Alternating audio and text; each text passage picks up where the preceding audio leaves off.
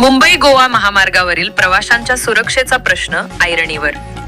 कोलाड उड्डाणपुलाचे संरक्षित कठडे अर्धवट स्थितीत असताना केली वाहतूक सुरू.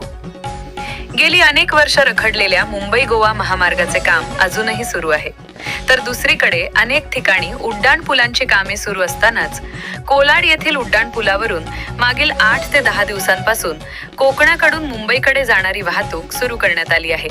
मात्र वाहतूक सुरू करण्यात आलेल्या कोलाड उड्डाणपुलाच्या संरक्षण कठड्यांची कामे अर्धवट स्थितीत असताना प्रशासनाकडून पुलावरची वाहतूक सुरू करण्यात आलेली घाई अपघाताला आमंत्रण देण्याची शक्यता आहे.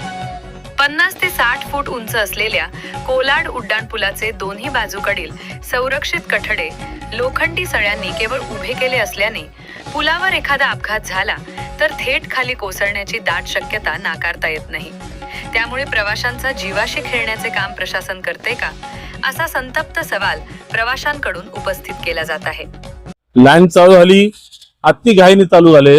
70-80 फूट खाली दरी असताना खाली रिक्षा संघटना रिक्षा तर रेलिंग नाही काय नाही तरी सुद्धा चालू झाली. ही म्हणजे अति घाई केल्यासारखी झालेली आहे. उद्या अपघात झाला तर शासन जबाबदार होणार आहे का? एवढी अति घाई करायची गरज काय? आतापर्यंत 17 वर्ष ही प्रकल्प रखडला होता, त्या टायमाला एवढी अति घाई ना, आता एकदमच अति घाई का केली? अजून 15-1 दिवस गेले असते, 17-20 दिवस झाले असते, कटड झाले असते. आता ह्यातून अपघात झाला, काय होणार? त्याला जबाबदार कोण?